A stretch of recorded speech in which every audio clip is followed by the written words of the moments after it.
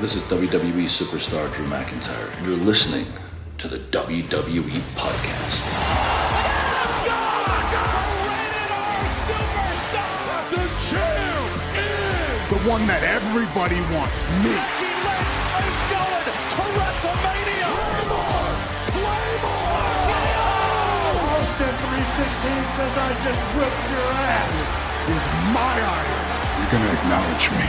What's going on, everybody, guys and girls? Welcome back to another edition of the SmackDown Review right here on the illustrious WWE Podcast. As always, I am one of the hosts of this show, Michael Ritter. You can find me on X at Michael5Ritter, also on Instagram at MichaelRitter5, and of course, one of the hosts of the Football Function Podcast, available on all of your podcasting platforms, including the one that you're listening to this show on currently, and also available ad-free if you are a Patreon subscriber. So definitely go do that. It's the season of giving, it's Christmas. And, you don't even got to subscribe to Patreon, but simply getting your, whatever the listening term is for viewership, getting your presence on the Football Function Podcast would be a literal present to myself and my co-host Terry, who is working to the bone. He has been for the past couple years with me. I really don't give him many shout outs here on this show, but over there on the Football Function Podcast, it is certainly not a one-man band. And without Terry right there by my side, it wouldn't probably be where it is right now, which is, way more popular than I would have expected going into it. I thought that maybe my close friends and, maybe a few friends of friends would be listening to my show. It'd be more so like a classroom size audience, where I'm only talking to a few people, but that's not the case. I've, had so many listeners from the WWE Podcast come over and, give me their support, which means the world to me, obviously. And then, obviously some people from the WWE Podcast have even contributed. Double J, Grim Reefer, even Howard Poole is the patron of the year over there for the Football Function Podcast. So I have to give shout outs.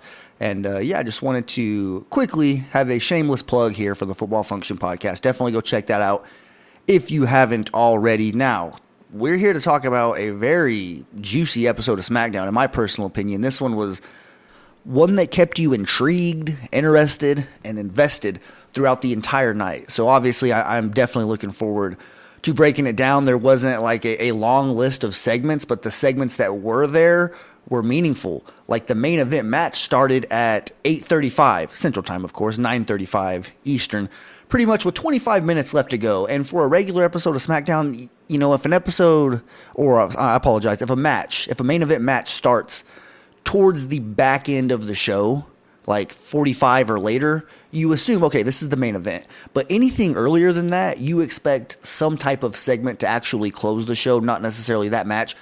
That's kind of what we got here. Obviously, we'll get into it with the whole bloodline, AJ Styles returning, Randy Orton and LA Knight still joining forces. There's a lot of stuff to talk about in that regard, as well as certain other things. But Randy Orton's music was hitting at 8:35, and I was like, there's no way that this is going to be the last match. And sure enough, we got some fireworks after the main event match took place. Before we get into anything that happened on SmackDown, however, I did want to talk about some news that came out yesterday. It was pretty shocking, just in my personal opinion. According to Pro Wrestling Insider, WWE star Liv Morgan was arrested yesterday in Sumter County, Florida, after a traffic stop.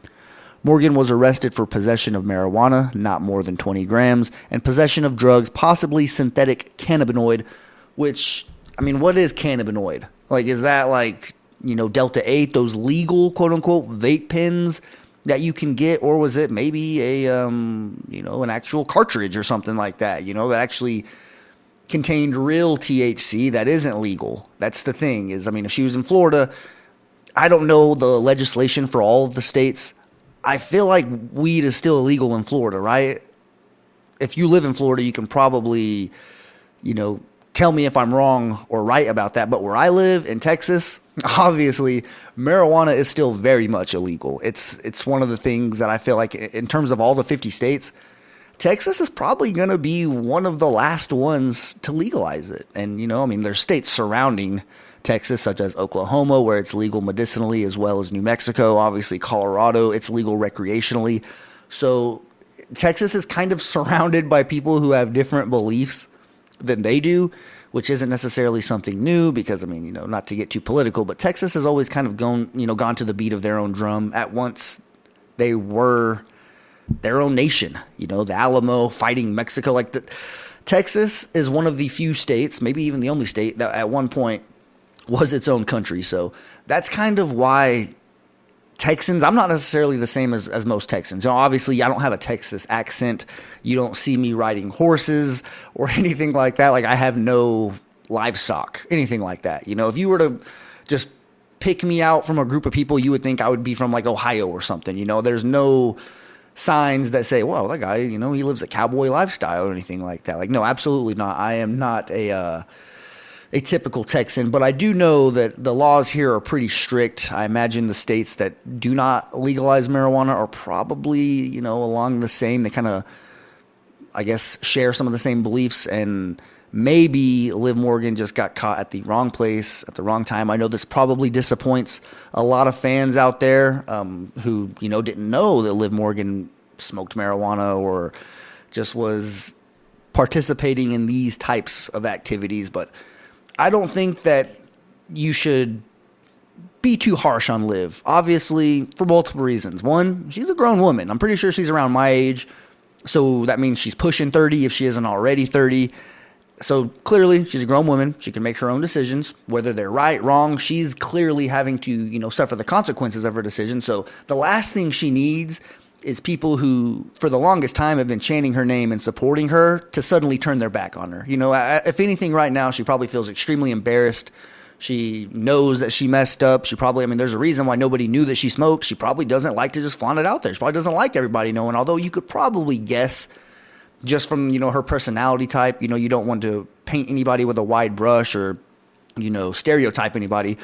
But if you're good at reading people, this might not be the biggest surprise to you. So I do just think that, you know, take it easy on Liv. This could have been a lot worse. It's not like she got caught, you know, in a domestic dispute or drinking and driving, which, believe it or not, is a lot worse, where there's no indication that she was high while driving. She could have just had it on her. You know, possession is a very big deal, and that's literally why she got arrested. So I don't necessarily know the facts. This is still pretty new. I found out about it literally while SmackDown was going on last night, and I know that the people I was talking about it with on the Discord chat were pretty surprised as well.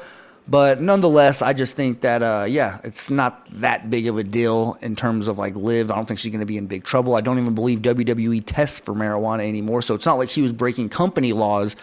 She was just breaking state laws, which kind of sucks for her because WWE is constantly moving, you know? Like, she could be in, I don't know, Colorado one week where it's legal completely, and then literally the very next day be in Nebraska where it may not be legal. Like I said, I don't know. I don't have the list here in front of me. I don't really care that much which states it's legal and which state it's not legal. But if you're going to hold it, just try to make sure that you are in a state that is not going to arrest you for something like that. But I just wanted to kind of talk about that, give my quick thoughts about Liv Morgan before we get in to this episode of SmackDown, which aired on December 15th, 2023 from Green Bay, Wisconsin. Shout out to DJ Kuzmo, who always comes through with the location breakdown per usual. Now, this episode, we were expecting Roman Reigns. Anytime Roman Reigns is going to show up, just cue it, right? His music is going to hit right out the gate, which is exactly what happened on this episode of SmackDown. We get the bloodline coming out, and this was supposed to be a ceremony where Roman Reigns, it wasn't advertised as any type of ceremony. In fact, it wasn't advertised at all. It was just said that he was going to be there. There was no type of hint as to what he was going to do while he was there.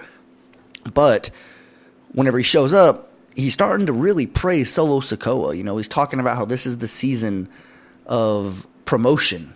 You know, he's talking about how Solo is going to be the heir to the bloodline, and he's going to be the next tribal chief. Meanwhile, they positioned the camera perfectly where Jimmy Uso was behind Roman Reigns, and the entire time, his body language, it was screaming that he thought that Roman Reigns was talking about him. You know, he was just pretty much saying that he represents the family well. He knows what it means to be, you know, in this Samoan dynasty. So he thinks that Solo Sikoa is the right guy for the job. Unfortunately, this little celebration that we have here was interrupted by Randy Orton, who comes out and just wastes no time telling Roman Reigns that he is going to be his next challenger, essentially challenging him to a match for the quote-unquote WWE Championship at the Royal Rumble. And that leads me to this next point. What is that championship called? Because no matter, any reports, anything I read online, it's called the WWE Undisputed Universal Championship. But LA Knight, during his whole feud with Roman Reigns, was calling it the WWE Championship. Same thing with Randy Orton now. His first reference, I'm taking that WWE Championship from you. I hope that this is a sign and they're kind of just trying to see how it rolls off the tongue, and if they could actually get by with just kind of quietly switching to calling it a simple WWE Championship. Number one, the history. The history is there behind it. So you already have that to lean on. There should be a WWE champion in the WWE. So the fact that it's, the World Heavyweight and the Universal, that never really sit well with me. I just felt like we have to have the WWE champion. But then does this whole streak thing kind of get thrown out the window? Because Roman Reigns hasn't been the WWE champion for this long. He's been the Universal champion for this long. He's been the WWE champion since WrestleMania 38.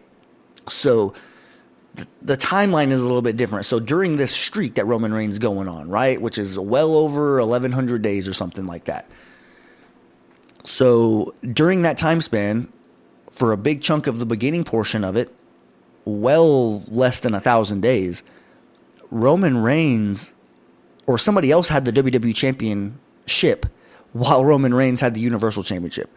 So technically, the streak would be false. It would be a false kind of inflated number. And I don't know. I just feel like whenever you put all your eggs into one basket with this whole streak thing that you want with Roman Reigns, this title reign, and you want it to be the longest of all time, at least past Hulk Hogan, So when you put all your eggs in that basket, it's kind of, I guess, detrimental to other things you want to do, like changing up your championships, giving them new names, new designs, and having brand splits and things like that. And it's just tricky. It gets kind of confusing. But anyways, let's go ahead and get back to, the actual program here. After Roman Reigns rejects Randy Orton's challenge for the WWE Championship, he gives his reasons as to, dude, you've been out for 18 months, which Randy Orton says that for the entire 18 months he was out, he was thinking about this moment, the moment he stepped in the ring with Roman Reigns. What he's going to say, what is he going to do? He's kind of just playing it out in his head. And Roman Reigns pretty much says, dude, the whole time you were out, I didn't think about you once. 18 months, you never even crossed my mind. He tells him that you've done nothing to earn this championship. And if, we have a match, if you and I get in the ring, it's not going to be another 18-month vacation. It's going to be retirement. Roman Reigns says he will end Randy Orton's career if they step in the ring together. And then it's Randy Orton's time to speak again. And he tells Randy Orton, look, I'm impressed with what you've done. I've been watching. Clearly, you are a future legend. And he has that pause there. Obviously, anybody who's from the Ruthless Aggression era like myself knew exactly where he was going with this and what he was going to say. But he says, I have always been and I will always be a legend killer. And then his new tagline or catchphrase, Daddy's back. And when he makes his way backstage, he runs into LA Knight, who offers a hand. He's trying to even the numbers a little bit. He's trying to mitigate that numbers advantage that the Bloodline has. But Orton encouraged Knight to stay out of his business. LA Knight also reminded Randy Orton that he has his own score to settle with the Bloodline. So yeah, it's not like it's only to help Randy Orton while he's sticking his nose. He's actually trying to say dude, I got my own beef with these guys, so let me handle it. Meanwhile, you're not getting jumped 3-on-1 every single week. Just continuing on here though, with this whole Bloodline stuff, I actually wanted to bring in a report from Shaquille Majori. If I pronounced that right, I do apologize, for CBS Sports. I wanted to go ahead and read something that he said after this, because he actually worded it pretty well, just kind of tracking what all went down with the Bloodline, with Randy Orton, and obviously AJ Styles later in the night. So The Bloodline grouped in their locker room. Reigns accused Orton of ruining Solo Sikoa's celebration. Reigns dangled a carrot in front of Jimmy Uso's face, promising him a promotion if he could single-handedly defeat Randy Orton tonight. Jimmy Uso gave him an affirmative yeet, his estranged twin brother Jey Uso's catchphrase, drawing a nasty look from Roman Reigns. Later in the evening, the cameras caught up with Uso and Sikoa. Uso was uneasy with how long Reigns and Paul Heyman were speaking privately.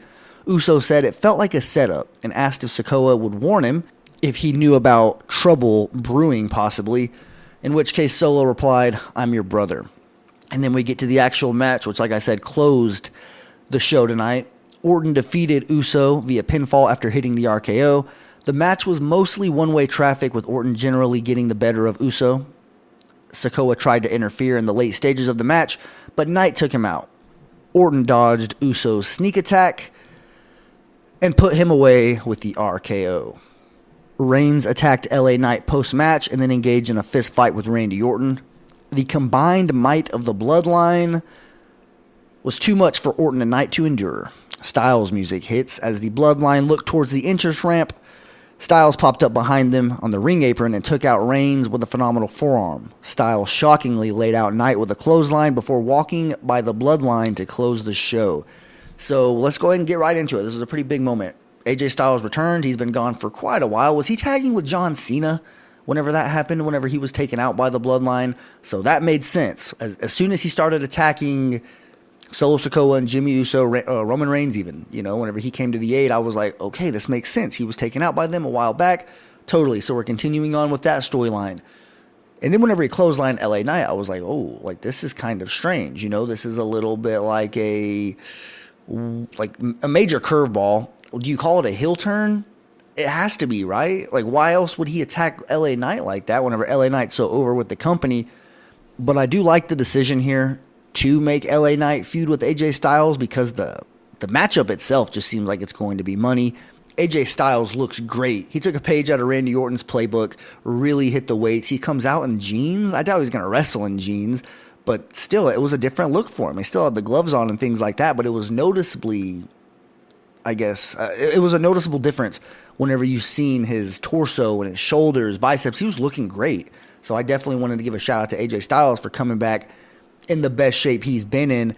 Now, another thing that Shaquille said here about this whole thing, and pretty much just giving it a B+ grade, he says, "This was some tidy business.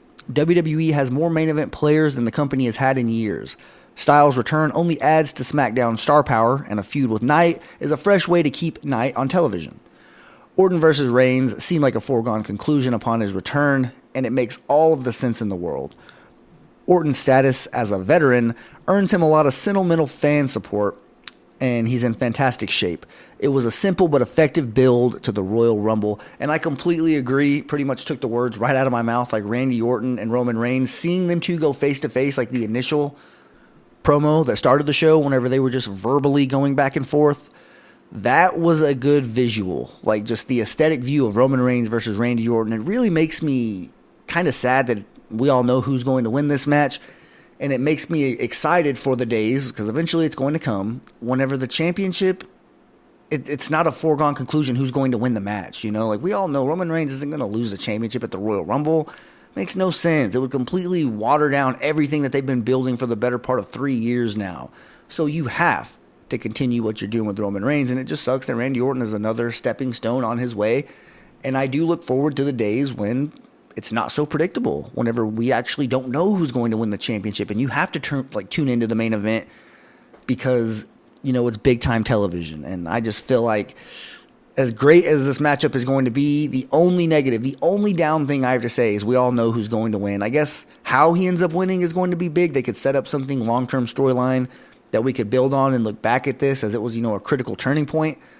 But nonetheless, I just still think that, it does kind of take a little bit of the wind out of the sails whenever you're talking about the build for a Royal Rumble championship match that could be, Randy Orton versus Roman Reigns. We already know who's going to win, but nonetheless, I think this match is going to absolutely deliver. But let's continue on here with the SmackDown review so we can go ahead and get to the Stack 'em Up Saturday at the end of the show. we had a couple United States Championship tournament matches. Almost kind of flipped that a little bit. First round contests just to figure out who's going to the semifinals next week. I think that it makes a lot of sense the way that they've done this. I'm sure they've done it like this every single time they've done a tournament. Is obviously you have the first round spread out for multiple weeks because there's more matches in the first round. So having 2 1 week, 2 the next week makes all the sense in the world. Now, however, it does set up a scenario where it puts everybody on a fair playing field. Why? Because Santos Escobar and Bobby Lashley, they had a match, or their first round matches were last week. So they have 2 weeks to prepare for each other. They knew who they were going to be facing in the second round. And then we get the 2 matches that were today, and they also have the exact same amount of time to prepare for each other. You could give, I guess, a little bit of the advantage to Lashley and Santos Escobar because they've had 2 weeks to prepare for their semifinals match and kind of get rested up for that. So if the championship match is the following week, which doesn't really make sense, I think that it makes more sense for it to be culminated at the Royal Rumble. I don't know if it's going to work out time-wise, though. I don't know if that's going to be something that WWE does. We could have this, take place at the go-home show for the Royal Rumble. Or, you never know, it could happen before. I don't know their planning here, but I think that the tournament itself, Logan Paul, he's not going to show up and defend that title on a SmackDown. Now that I'm thinking about it, it does just kind of book itself to have Logan Paul show up at the Royal Rumble and face whoever is the winner. And by the way, Logan Paul was cutting promos before these matches. It was just, a nice little video sent from a undisclosed location. The funniest one that he said, though, I will admit, was calling Kevin Owens. He says he dressed like a 5th grader, the 5th grader that takes PE class dodgeball too seriously. It doesn't really matter how you feel about Logan Paul. That was, a pretty good line, especially if you know exactly the type of person that he was referring to. Like we all know those guys, the people that take dodgeball too serious in PE class or gym class, whatever. So that was a nice little funny reference there. But the first match that we get is Carmelo Hayes versus Grayson Waller. And obviously Carmelo wins after hitting nothing but net. Top rope leg drop, and Hayes advances in the U.S. Championship number 1 contender tournament. Just makes so much sense that Hayes gets a little bit of a push because he is that NXT representative. You want NXT to look good. Just think back to Survivor Series a few years ago whenever NXT beat the hell out of everybody. That really upset me. They're lucky I wasn't on the WWE podcast whenever that happened, because I would have came on here and voiced my displeasure very much so with that. But this one does make sense. I feel like Carmelo Hayes has, an aura about him. He's the top guy, or one of the top guys in NXT. Obviously, his run is kind of synonymous with Braun Breaker's as well. So I understand how he was viewed in NXT, but we don't always see the NXT guys come over and just immediately just start thriving. In fact, it's rare, not rare, but it's less often that an NXT call-up actually works out the way they envision it. Bianca Belair, clearly the greatest NXT call-up of all time. But there's others that haven't necessarily reached their NXT potential, or they didn't really get to that peak, but they still had a decent run on the main roster. I just think it might be a little bit of a slow approach to Carmelo Hayes if he ever gets to the top of the mountain on the main roster, because there's just so many big-time players. It's such a deep roster right now, especially at the top, which if you're a wrestling fan, it's great. That is a great problem to have.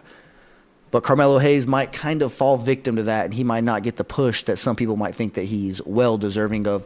The other United States Championship tournament match, Kevin Owens defeats Austin Theory after knocking Theory out with his cast. So Owens advances as well. And at the end of this one, we see Kevin Owens walking backstage. He looks like he's in real pain. Clearly it's not your typical cast. Whenever Edge had his cast back in 2004, and it was a really colorful cast, and he actually used it, that is believable. That's a real cast that could really mess somebody up. This one was more like a brace. It was more like a wrist brace. I think that works a little bit better. But the exchange that we got backstage, Carmelo Hayes walks up to Kevin Owens as Kevin Owens is, pretty much giving him a shout out, saying he's, really talented. He's watched him in NXT, all that good stuff. But Carmelo Hayes pretty much says, look, I'm not Austin Theory. I'm not Grayson Waller. You're not going to punch me and knock me out. And you're definitely not going to, quote unquote, little bro me. And Kevin Owens hysterically asked Caleb Braxton, what is little broing somebody? Have I done that to someone before? It was pretty hysterical, just being honest, just seeing Kevin Owens. He's one of the more naturally funny guys. Like, R-Truth is funny. Don't get me wrong. He's a very funny guy, but he is clearly trying to make you laugh. Like, when R-Truth comes on your television, it's not in a way forced, but it is kind of, he is sitting there trying to make you laugh. Whereas Kevin Owens, the things he does, it's kind of like he's one of the dudes that's funny without trying to be funny. Like, he's funny unintentionally. And I really do appreciate that about Kevin Owens. But that is going to be a very phenomenal match, I will say. Just Kevin Owens versus Carmelo Hayes. They're completely different build and stature. They have had different runs. He actually compared it to whenever he came up from NXT and faced John Cena.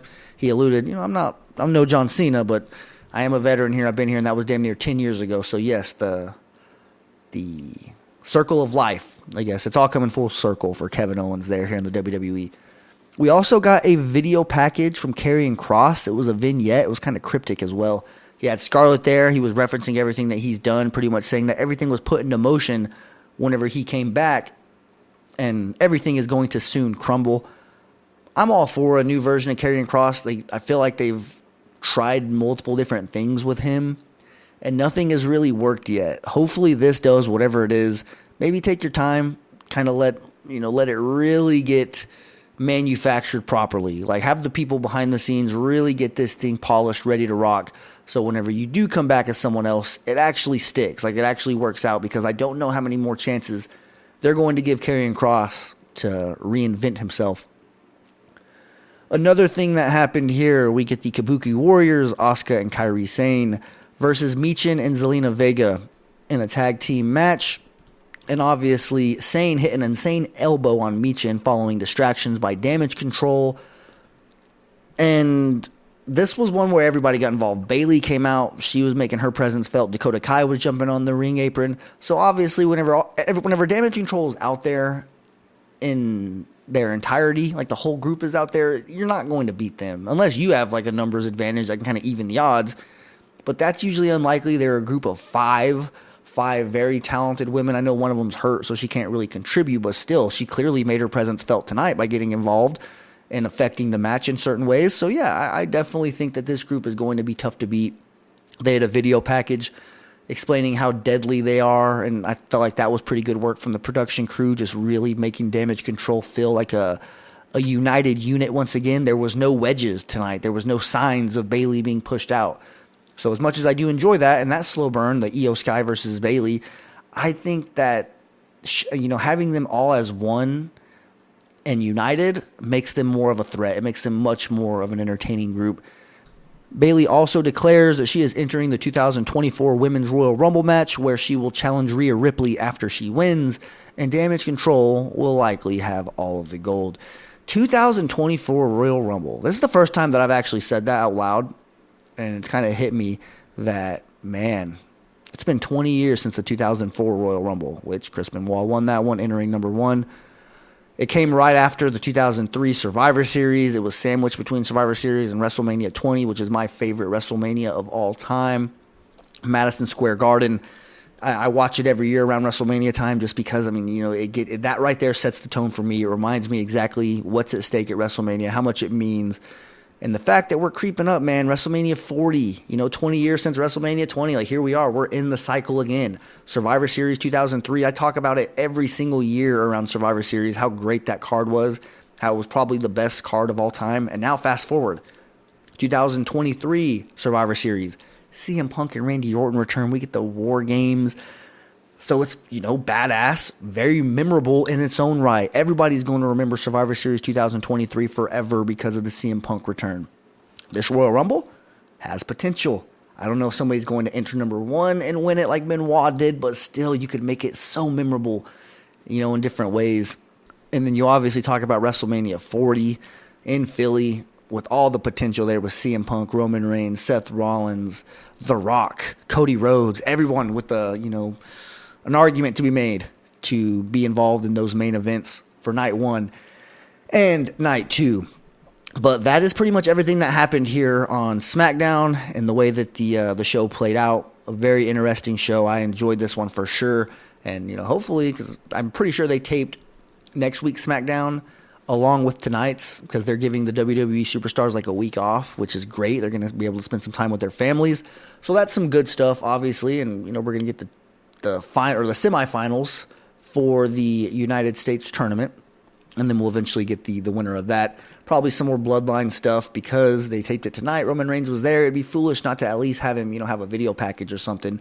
You could advertise that he's going to be on the show, and it would increase the ratings. It just makes a lot of sense to do it that way. But like I promised, we are here recording on a Saturday, which means we're doing a Stack 'em Up Saturday. Now, I've gotten a couple suggestions. I really appreciate you guys, all the listeners that have been reaching out and giving me suggestions to do these Stack 'em Up Saturdays. It's really helpful for me. It allows me to think about things that maybe I wouldn't have done myself. So yeah, I definitely enjoy the suggestions and keep them coming. You can get them to me, direct message me in the Discord chat if you want to do it that way. That's what Darren did, and Darren is going to have his suggestion done next week, which is going to be a good one as well. Grim Reaper, he reached out to me via Twitter, and he gave me his suggestion, and you could do that as well, as well as my email, any of the social media that I've plugged, reach out, and we could definitely get your top 5 here on the show. Grim Reaper was first, so we're going to do his first, and it is the top 5 finishing move build-ups. What gets the crowd involved, what lets the crowd know that a finishing move is coming. That's pretty much what we're going to be ranking here today. Now, I will have a disclaimer here. I've never really been the biggest fan of this type of thing, letting your opponent know when you're about to do your finishing move. I'm kind of on the other side of that. But if I'm going to rank them, I'm going to go ahead and tell you which 5 that I think are the best. So we're going to start off here, number 5, Drew McIntyre and his 3-2-1, right before he does the Claymore.